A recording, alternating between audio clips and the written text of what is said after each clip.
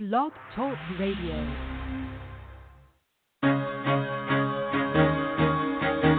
Carol the Coach. Sex, love, and relationships. We talk about it here. Carol the Coach. Compassion with contemporary relevance. I am a psychotherapist. I can be your personal life coach, and I can help you with your issues. There are no problems too small or too big. You can talk about anything. Speaker, columnist, radio TV host, and commentator.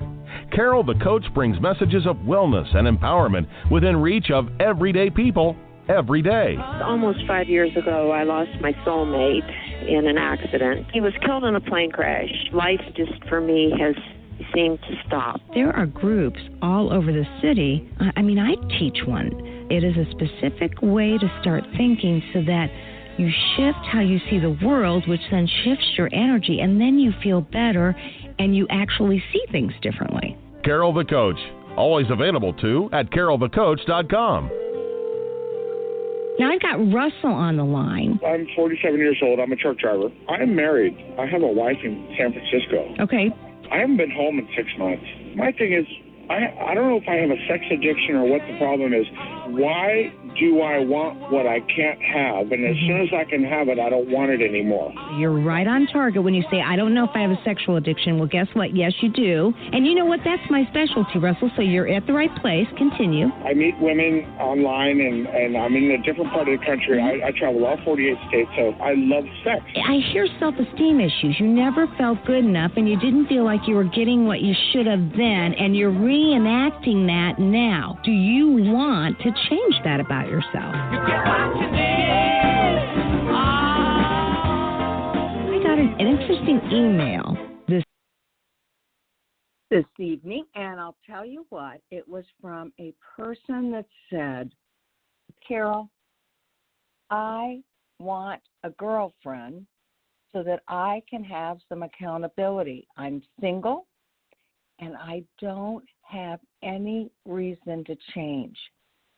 Now, you know what we know about sexual addiction is that there will be lots of opportunities for remorse and regret where you might tell yourself, most likely will tell yourself, I'm going to stop this.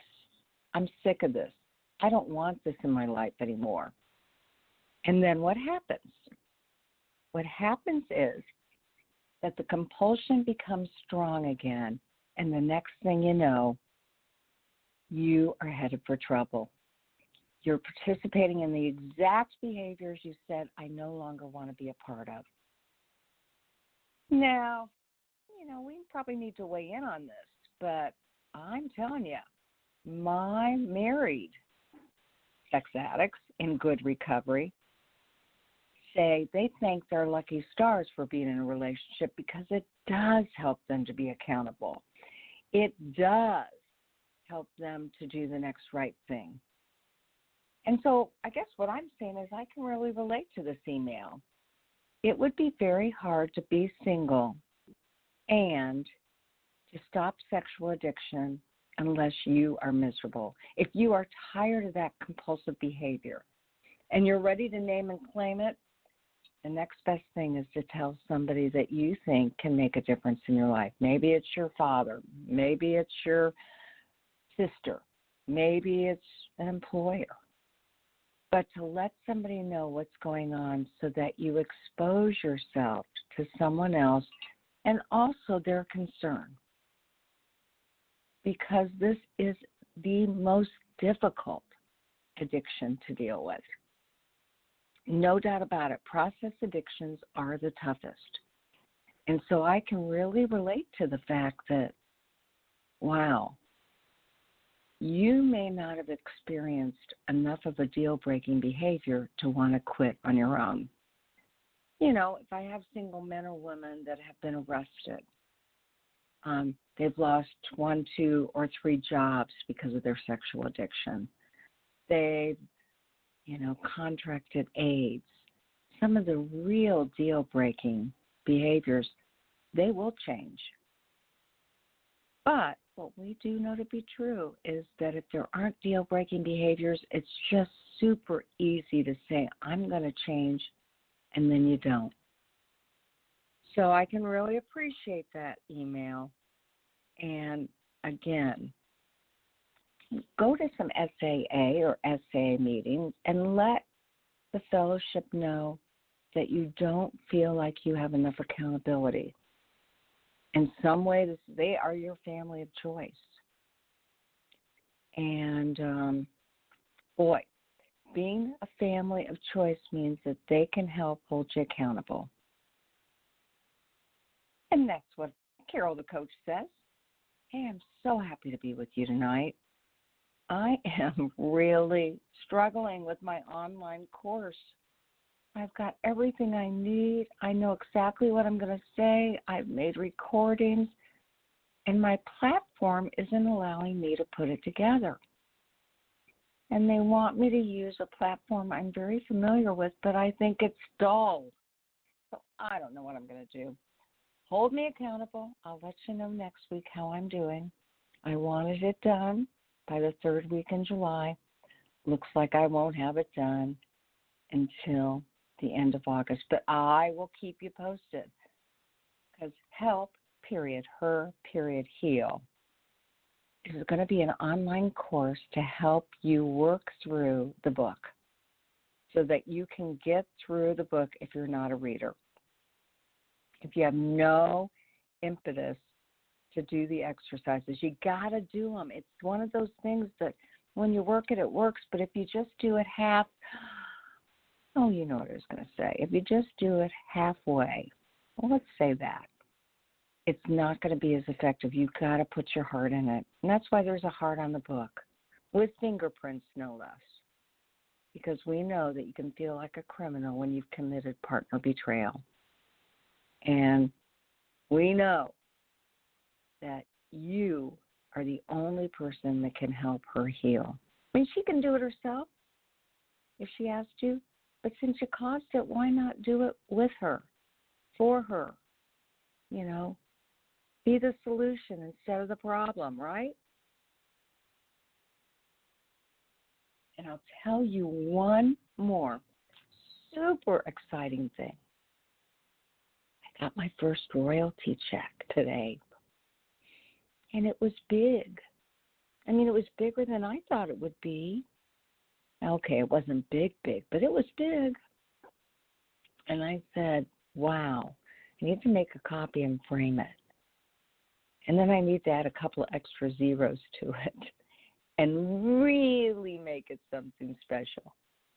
You know, because I do believe that. I am a coach, and I really believe that when you create things and you visualize them and you look at them, and it's easier to take them in. So if I want to make $1 million selling books, I really do need to create a check that says $1 million for Help Her Heal. If I want to, let me think of something that I want to do. Well, I've got a lakefront, and I want to sell all of the furniture in the lakefront. I need to imagine what it would be like to see it perfectly empty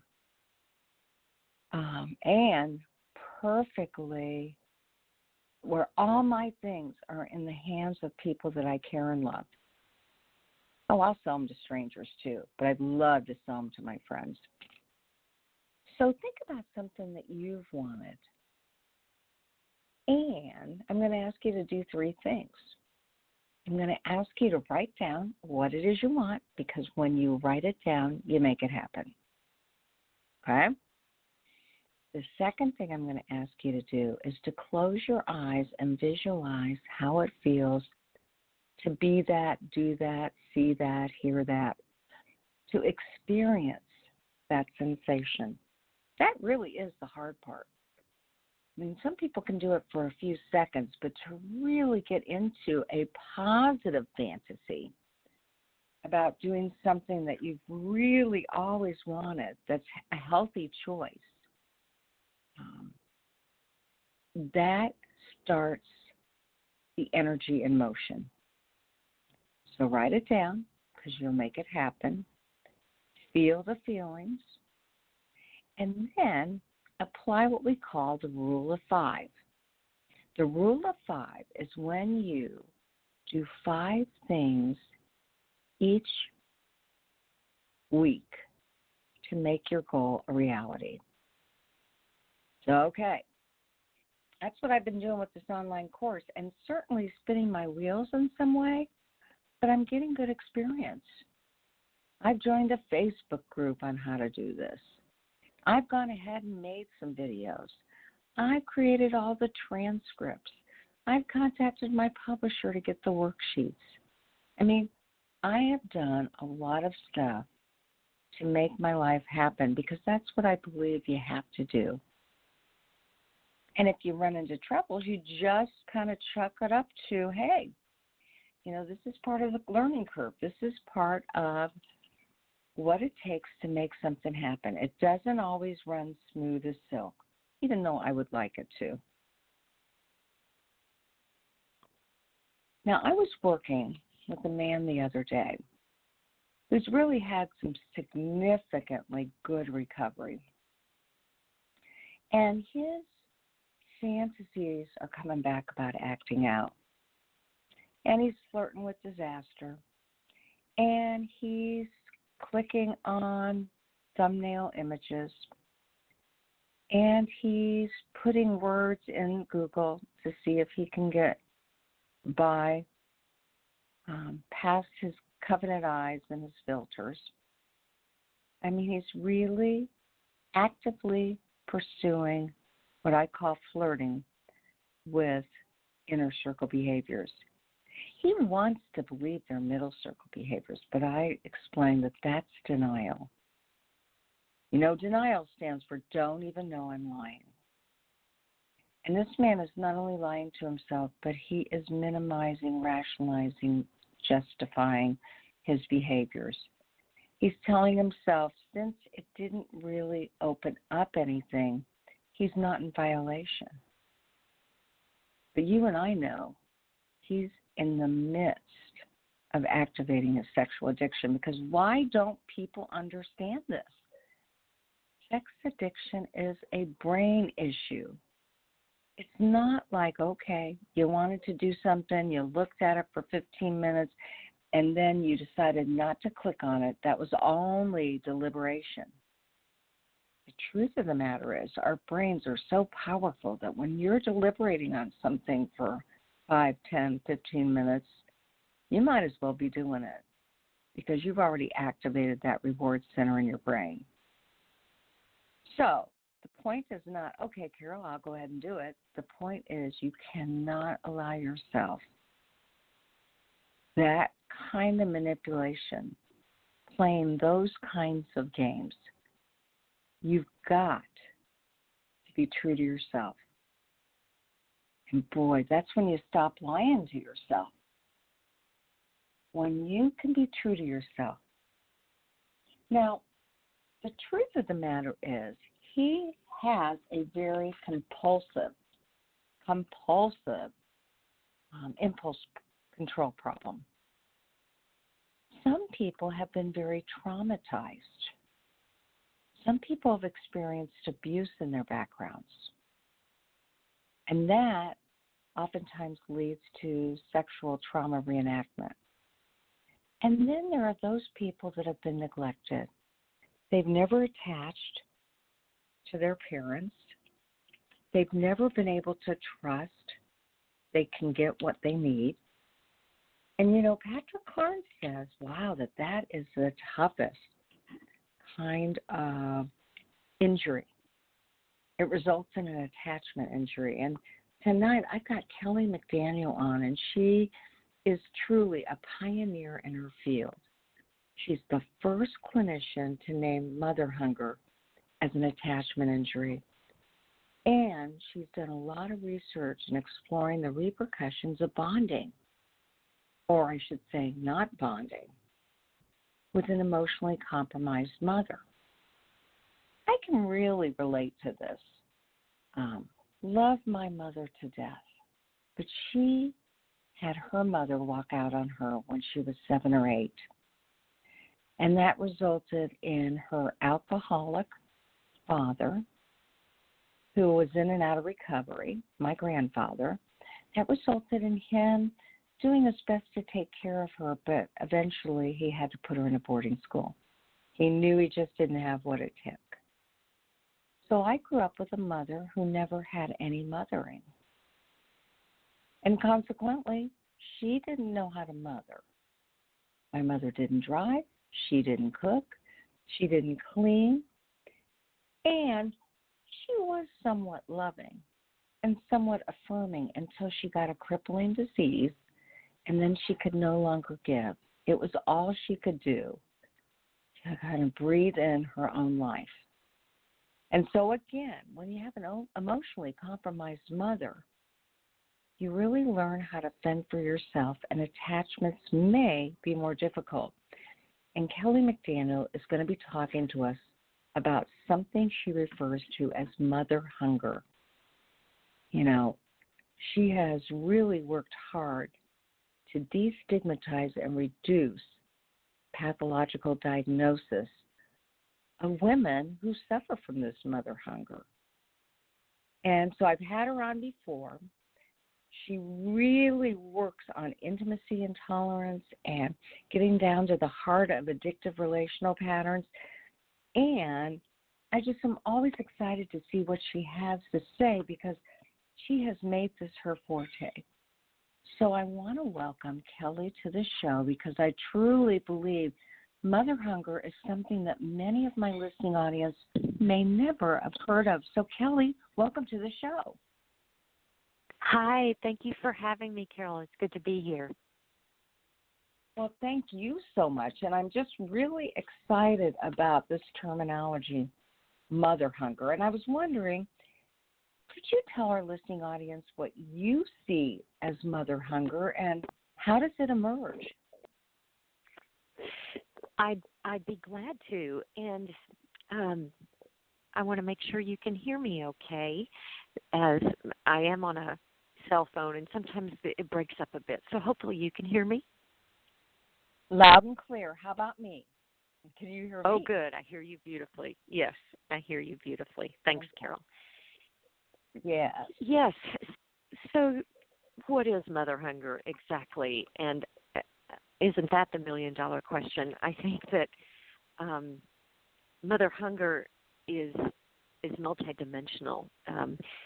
And for people who I've met who have it, it's almost the minute they hear the term, they know they have it, but it's not very clear how to articulate it. And I think that's because mother hunger, as I understand it, happens when we are very little, when we're really young, before we have language and before we have explicit memory. So in the formative months of life, in the early years of life, when our primary needs are being met by the primary caregiver, these are basic needs, Carol. These are the needs for comfort or nurturing. I look at those two words very similarly. The need for protection, and then ultimately the need for guidance. And that comes a little bit later. But if those three needs are met for us as children, or even if two of the three are met for us, most of us won't have mother hunger. But when those needs are not met, especially in those early months and years, it sets up a craving. It sets up a longing. And at its worst, it can set up complex trauma. So what I've done is try to name it so that those of us who have it can begin to heal from it. It's hard to heal what we don't know we have, if that makes sense. Oh, absolutely. I do have a question. I thought about this today because I was meeting with a man whose father died. His mother was emotionally unavailable, and he described mother hunger. And it definitely had affected his ability to attach and be relational, and it kind of developmentally compromised him. And I thought, I wonder, I know your specialty is mother hunger for women, but do you see this to be true in men also? Oh, most definitely I do. I really do. And I think the men with mother hunger are there are just so many. And I think it's difficult for men sometimes to identify a longing for maternal needs that weren't met, because what does that mean for men? Does that mean he's weak? Does that mean he's not complete? And I think sometimes it's easier to identify for a man when his mother was nagging or suffocating or kind of irritating. Not that men want to talk about that, because there's a code of you must respect your mother, but lots of men know what it feels like to kind of be mom's surrogate spouse or her confidant, and that has its own legacy that's very, very sad. But when a boy is longing for the absent mother, either she was cold, depressed, maybe she was addicted and unpredictable, and so he never really could count on her, it's really hard sometimes for men to identify that particular wound. Well, I agree so much. And as a matter of fact, it sends such confusing messages. In this man's case, he was not used as a surrogate spouse. He didn't know where he fit in. He didn't feel like she needed him at all. And he actually referenced something I'm sure you're not surprised about. He said, I wanted to be there for her. I wanted to help her. I wanted to be the little man in the family since Dad was gone, and she'd have nothing to do with me. So, you know, when you don't get your needs met by a parent, regardless of whether you're male or female, it really does leave some wounding and some giant holes, does it not? I think it does, and I'm so touched by this man's story, because it's a beautiful illustration of mother hunger. You know, his desire to be there for his mother. If I were to discuss that with him, I'd want to know, what were you hoping would be there for you if you could be there for her? Because it sounds to me like he was really missing the nurturing that a mother would give. He was missing some of the guidance from his mother and just her presence. And to identify those needs would help him find ways to meet them now, because generally it's too late for a mother to do that. Oh, I agree. Absolutely. Now, let me ask you, because obviously you've done so much work in this field. Tell me about the attachment injury, the bonding, or I should say lack thereof, that occurs when there's mother hunger. Well, I know you find this in your work, too, that it's just kind of exciting that we're now in a place where attachment theory is becoming the overarching theory for all other psychological frameworks. So whether it's neurobiology or it's developmental theory, psychodynamic, psychoanalytic, everything is really funneling into an understanding of attachment, which I think is really helpful for the folks that we see that are dealing with relationship betrayal, that are dealing with compulsive romantic habits, disordered eating, and trouble with commitment. Aren't you finding that attachment theory really helps? Oh, 100%. And like you said, it's been around for a while, but we clinicians are really understanding and helping our clients to understand the different attachment styles and what they're looking for and what they're not getting, and perhaps what they're even communicating to others, which is typically not necessarily healthy if they're really wanting a solid relationship. Right. We can only communicate what we, in fact, have learned in our families. And I think if we are having trouble early on with attachment because our primary caregiver is not able to attach well to us, whatever we do to adapt to our mother, whatever we do to adapt to the way she's loving us, that's the way we're going to present in the world.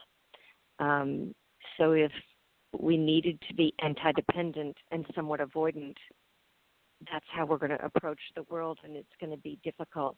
If, on the other hand, she was unpredictable and we are on the other end of that spectrum, more anxious, more nervous, that's also how we're going to present in our adult relationships. I hope I'm answering the question. I know you were asking about kind of the attachment injury that is mother hunger, and I'm not sure I'm explaining it because I get so excited about attachment theory, which is a little different than the actual injury, right? Absolutely. But, I feel like your work is groundbreaking, and it really does talk about that loneliness that begins early in life, that aching for that attachment, and perhaps even before a child is birthed. I mean, we've got a lot of research that shows that people can be wounded in utero. So here we've got potential clients who have been wounded early, perhaps before they could even speak, and that vulnerability of not getting your needs met keeps moving forward into infancy and toddler age, and it creates, does it not, really unhealthy ways of getting one's needs met? Well, ultimately, yes, the ways we learn to meet those needs may in fact be unhealthy, but at the time, they're pretty resourceful, pretty resilient. I have some amazing stories of small children who, I'm thinking of one in particular, who was witnessing her parents have a terrible argument, and she's seeing their anger, she's seeing their out of control rage, and she can't do anything about it. But what she does do is she sneaks into the pantry and finds the brown sugar, and just she can remember how it felt in her hand, how it felt in her mouth, and the taste of the brown sugar, and she just kept eating it until essentially she was full and satiated and numb and put herself to sleep. So we have stories like this where children have found ways to cope with stress that was unmanageable, stress that their bodies and their brain couldn't make sense of. And this child had a memory of that, but I have many examples where the memories are in the body but not cognizant. So by the time somebody's ready to address some of that longing, that craving, that loneliness, their body is also not feeling well. They've got autoimmune issues. They may have some stubborn weight problems or forms of eating that aren't working well, all kinds of addiction, but also just chronic pain where the body is demanding some attention for this unmet need that goes way back. But you did mention in utero, and I'm glad to hear you bring that up. There's fabulous research right now about what's going on in utero. In fact, there's a documentary called In Utero that I like a lot with Dr. Gabor Mate, and Rachel Yehuda is also part of this documentary, and she's been doing dynamic research that shows what happens in utero in the last trimester of pregnancy when the stress hormone cortisol travels through the placenta to meet the infant, and how these babies can be born wired toward more anxiety. So it's powerful research. It's very helpful for looking at what happens in those early months.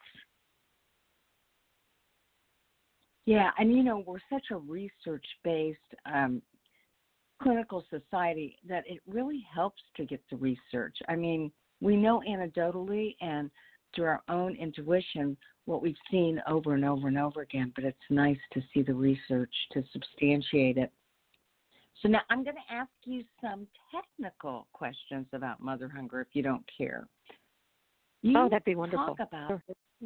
You talk about the spectrum of mother hunger, and we all are looking at spectrums in all sorts of different ways. Tell me about the spectrum that you're referencing. Good. Yes, we are using spectrum in all kinds of ways, which I really appreciate, because I think when we put things in categories, that's useful if we're a statistician or if we're doing research. So to kind of piggyback on what you're saying, yes, it's nice to have research, but sometimes we can get so scientifically oriented that we almost get in our own way, and a spectrum gets us out of that, right? So we don't necessarily need categories to understand what's going on with mother hunger. For example, attachment theory gives us anxiously attached, avoidantly attached. These are both forms of an insecure attachment. Do we all fit nice and tidy in one of those categories? No, we're on a spectrum, but we needed the categories to do the research.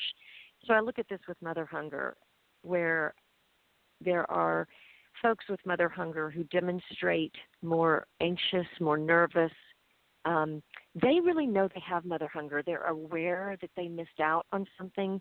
They are aware that they're lonely. They miss and want a close connection with someone, and it's almost as if no one ever fits the bill.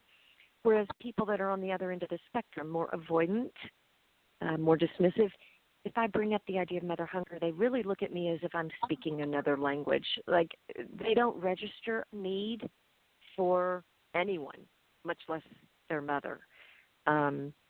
And so generally people that had to shut down that need for a mother very, very young are going to be on one end of the spectrum toward avoidant dismissive, or if mother was really suffocating, they could be more avoidant dismissive, where they got too much and they don't want any more. So I think that's what I'm wanting to indicate with speaking about mother hunger on a spectrum, is that it looks very different, and that depends on which of those three needs you missed out on as a girl, as a little boy. Did you miss out on nurturing? Were you not protected from other adults or aggressive siblings, later from teachers or coaches? Or did you miss out on guidance? Were you looking for a mother that you could admire? Did you long for a role model? So if any one of those three is missing, you're going to be somewhere on that spectrum. If all three are missing, that's what I call third degree mother hunger. Got it. And again, you talked about avoid. I wanted you to clarify to my listening audience, how would you give a lay person's definition of avoidant dismissive? Okay, good. Yeah, so people that are avoidant dismissive, well, I could talk about how it forms, or maybe I could just talk about how it looks in adulthood. So how it might look in adulthood is that, folks who are more avoidant tend to get a sense of self-worth from what they achieve during a day, how many activities they're involved with.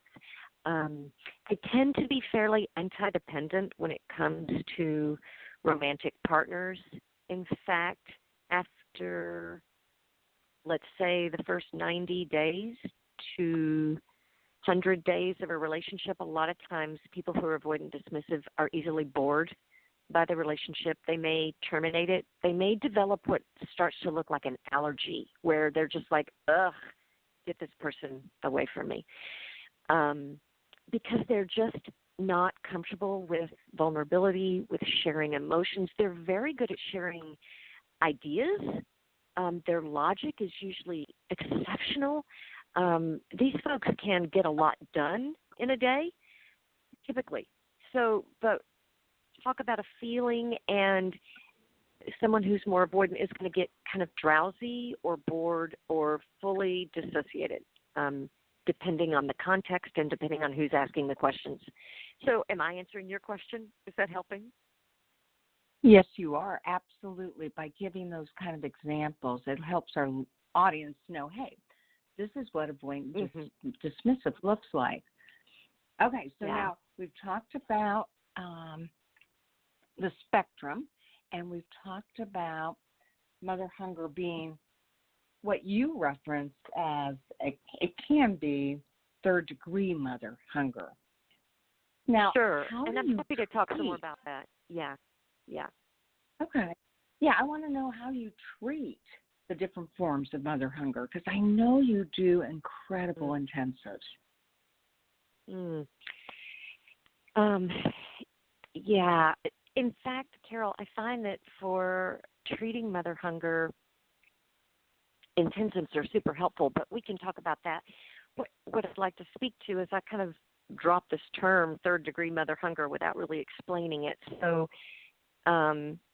it's really why I developed intensives, because what I was seeing is a lot of third-degree mother hunger, which is people coming to me that none of those three needs were met. So they were missing out on comfort, missing out on protection, had been very vulnerable as children, and had no real idea of who they are or wanted to be, which is a sign of missing out on some guidance or being overly restricted and growing up with so many rules that they never figured out their own. So I started to really see that these folks showed the same symptoms as people who have survived a domestically brutal or violent relationship.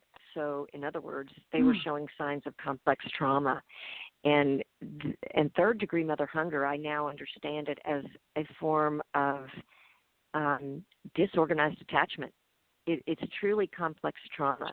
And when none of those needs have been met, a self never really gets to form. And so the work that needs to happen is fairly lengthy and deep. And so anyone out there who's trained to do addiction work and to do trauma work at the same time is usually well suited to treat people with third-degree mother hunger initially. But as people gain some strength and some ego security and feel a little more calm, then it's time to consider doing a deeper dive. And people that have missed out on such early needs typically need therapy one-on-one for long periods of time, more than an hour a week, more than an hour and a half a week. So that's why I started doing intensives, where someone could have a whole 2 days of therapy, right? Or maybe even 3, one-on-one though, not necessarily in a group, because mother hunger first happened in dyad between a mother and an infant, or a caregiver and an infant. And again, mother hunger refers to not having those needs met. Whoever the primary caregiver is whoever was going to meet those needs. Generally it's the mom, but it isn't always. So it's really about the missing needs is what the term references. And so those needs were designed to be met by one caregiver according to attachment theory. And so what an intensive does is go back and somewhat mimic what it would have felt like to have somebody slowly contain and speak and listen to you. Yeah, I like that. And you know what I also like, Kelly? By the way, I am talking with Kellyb McDaniel, and she has created a concept called mother hunger, and that's what we're talking about tonight. And when you said that these women need more than an hour, more than once a week, and that's why you created the intensives, one of the things that I believe is that in some ways you're modeling good mothering. You know, you're looking at what your client needs and saying, how can I get my client what she needs most? Exactly. And thank you for noticing that. I can hear that you're also offering good mothering, you know, and I think that that's why it's important to understand the different varieties of mother hunger, because not every intensive, it's not a formula that it's one size fits all. So if I'm working with someone who's more avoidant, let's say, what I know is that that person is really hungry for more guidance and responds better to tasks, not unlike the Carnes model of give me something to do. I want to check something off the list here. I want progress. I want guidance. Show me where I need to go. Whereas someone with third-degree mother hunger who's on the more anxious end of the spectrum really needs a little more time in an intensive, because there's going to be some time with the gravity blanket to calm the nervous system. The injury can be so dysregulating that it takes a lot more attunement and eye contact than it does for someone who isn't really needing that. Absolutely, that extra attachment that can occur from a focus that requires good eye contact. And The gravity blanket, for somebody who may not know, is a weighted blanket that adds security and comfort to one's experience. And we oftentimes use them in therapy when somebody is specifically anxious and doesn't feel safe, which is at the root of attachment issues and mother hunger. I could not have said that better myself, Carol. Thank you. Yes, it's a limit to our license, right? That we're very boundaried and careful with touch, and so I love being able to place a gravity blanket onto someone who's anxious or frightened or very sad, and it feels like a human hug to have a blanket on you like that. It's weighted, it's wonderful, and I recommend that folks that have this form of mother hunger keep one on their bed at home. Mm-hmm. Great thought, great idea. Now, obviously you said that you felt like you needed to define, what that third-degree mother hunger feels like. And I think you've done a nice job. Do you feel like you need any more definition? No, I think I wanted to be clear for the audience because I think disorganized attachment style is it's kind of the lost attachment style when folks go out to try to read about attachment. We hear a lot about anxious, so we hear a lot about avoidant, but we don't hear much about disorganized. And it's an interesting kind of omission in the literature. I don't know if you've noticed this as well. So sometimes folks are particularly confused about it, which is why I call it third-degree mother hunger. That somehow distills it a bit, makes it makes sense that way. Mm-hmm.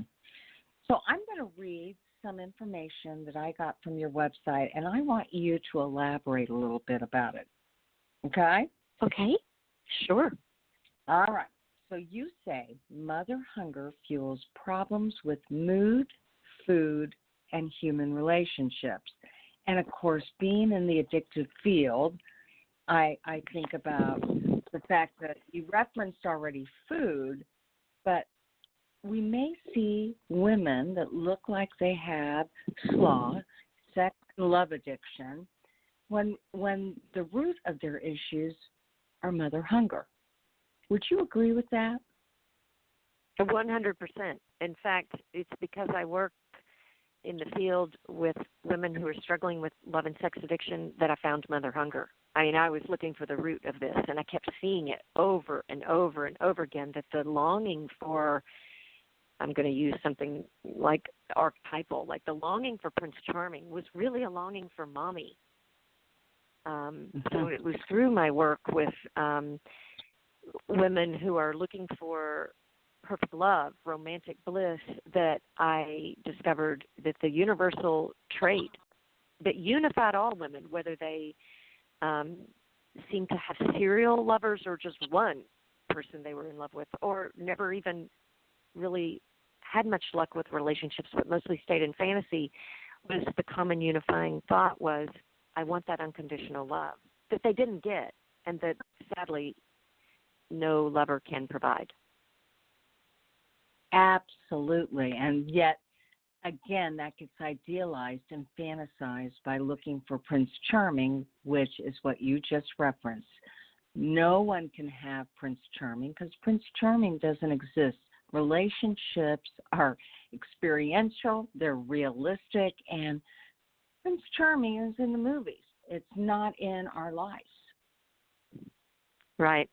And yet it's so tragic that, if you think about how our culture is infused with these images and we kind of market them to children. And so let's say we've got a child who is deprived, lonely, or frightened, let's say abused even, and has no safe place, can't turn to mom, can't turn to a sibling, there's no place to go. So just like the brown sugar, the fantasy of what I'm seeing in this story or what I'm seeing on television becomes what I use to soothe myself.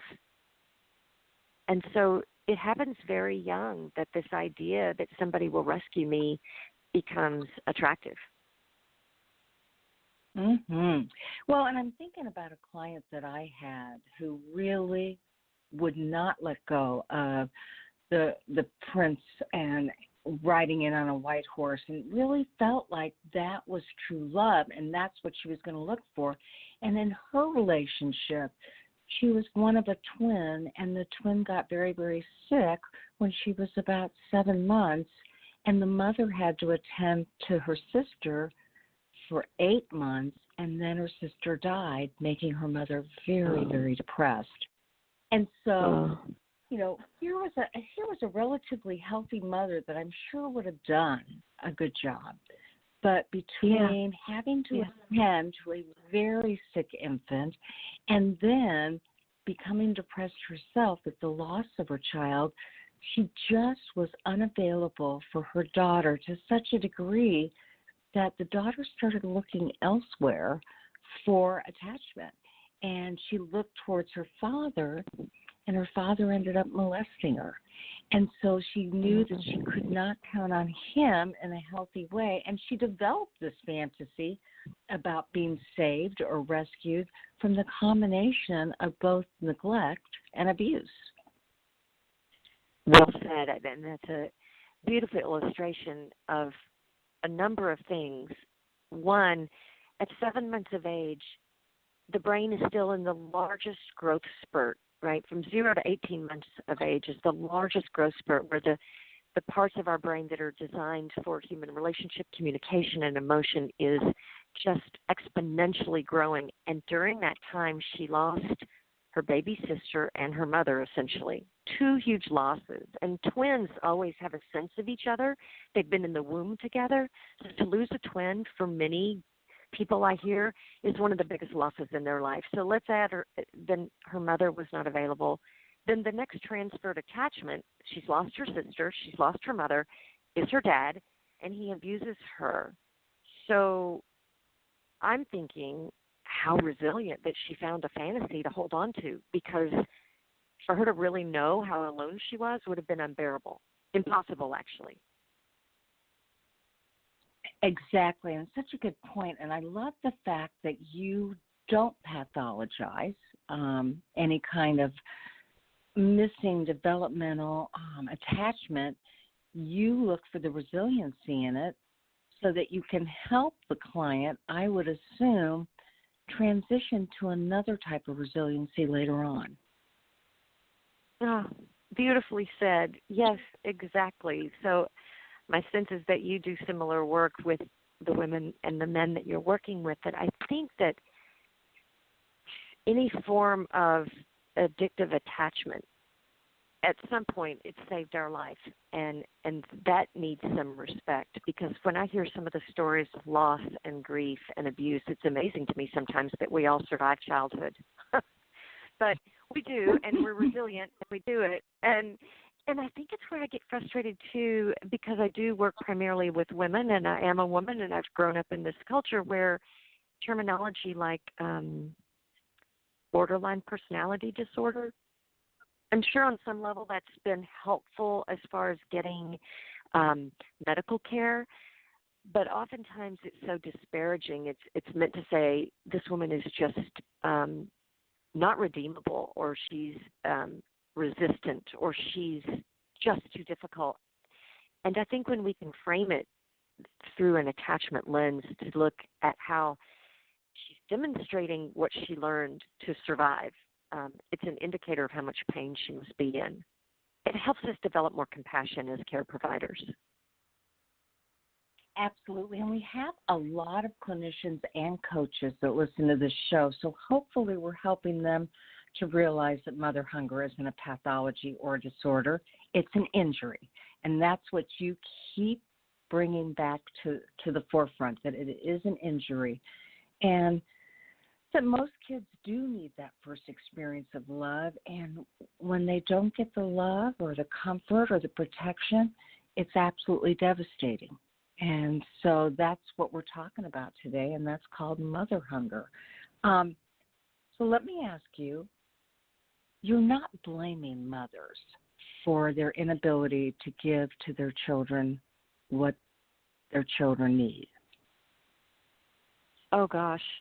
No, and I think that that's always where makes me a bit nervous to even talk about mother hunger, like mothers need anything else to feel badly about. And as a mother myself, if I had known what I know today, I sure would like a do-over. But the beautiful thing is we always get another chance with our children if we gain some humility and can ask for forgiveness and offer better behavior, which is a good thing. But the truth is, well-meaning mothers who desperately love their children, are not always the same thing as tuned-in mothers. You know, I think as women, we can only tune into someone as much as we're tuning into ourselves. And we've been taught for generations not to listen to ourselves, but to only take care of other people. We've been taught in a culture that values domination and values aggression over interconnectedness and warmth and community, that our needs don't matter, and that if we're going to be noticed, we're going to need to be pretty tough and pretty aggressive or eroticized and sexy. Those qualities don't really make nurturing, tuned-in mothers. Those qualities make competitors and effective sex objects, and that's what patriarchal culture has, on some level, required. So those are the legitimate ways to have power. It's very disempowering to be a mother, and it's service work, and it's thankless, and it's not paid. So it's amazing to me that women take on the job of nurturing their children, and most women I know are doing the best they can, and still mother hunger travels from generation to generation to generation. Grandmothers give to their daughters, and their daughters become mothers and give to their children only what they have. Yeah, that's a good point. And so oftentimes in our work with people in general, we are trying to break the generational dysfunctions to help people to create healthier lives. And that's really what Mother Hunger is all about. It's helping a client understand what they didn't get and figure out healthy ways to get it. But it does take a long time because we are talking attachments. So, Kelly, can you share with our listening audience your the books that you're in the process of writing, the intensives that you're doing, and what resources you think are available to any of our listening audience if they think that they have suffered with mother hunger? Oh, sure, I'd be happy to. Yes. If this term is something that your audience is resonating with, my first book, Ready to Heal, that was published by Gentle Path Press, and it's available on Amazon. Chapter 7 is all about mother hunger, and that is, it's out there, it's available, and it's ready to go if you want to read more about it. The book I'm working on now, which is an expansion of that chapter, will hopefully be available next year.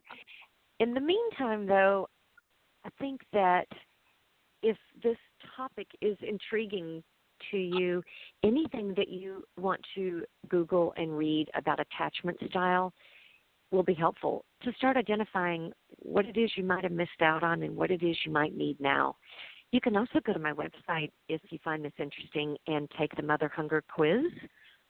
It's a short quiz. It only takes 3 or 4 minutes. There's 10 questions, but even the questions might prompt some of your curiosity and your thinking. If any of you that are listening are really struggling with heartbreak and heartache, and the loneliness that you're sitting with feels familiar, almost like it's haunted you a lot longer than you would like, you might consider that this heartbreak that you're sitting with, it might be the most current one, but your first heartbreak might have happened very, very young and might be needing your attention. So I would ask you to explore literature on betrayal and heartbreak, but also look into Mother Hunger on my website if you'd like to know more. And, the website is Kellyb McDaniel Therapy. Yeah, it's just Kellyb McDaniel with the word therapy after it. So KellyBMcDanielTherapy.com. You can also go there, motherhunger.org. But most people find me KellyMcDanielTherapy.com.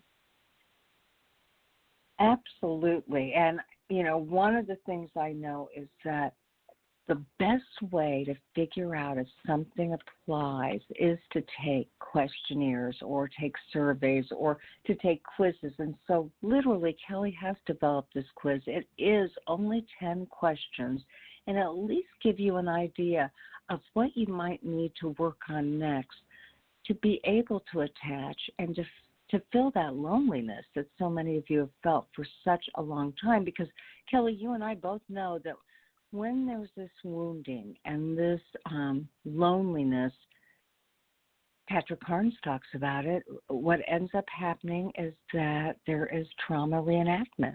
And that's why so oftentimes people feed themselves with food, or they go ahead and have provocative, unfulfilling relationships with men or women, and they just end up exacerbating that loneliness. Exactly. And generally, this is not even it's not a conscious process. It's what's been learned, and it at the time provides a temporary relief from the loneliness, which is just unbearable. And it makes sense because sitting still, sitting with that loneliness is one of the worst pains that as humans we have. That emotional ache, that loneliness pain, the body can't differentiate between that pain and literally having your arm cut off without any anesthesia. It's just terrible. Yeah, 100%. So is there anything, we've got one more minute, anything else you want to add to help our listening audience identify more about this? Well, sure. First of all, I just want to thank you for your time and energy.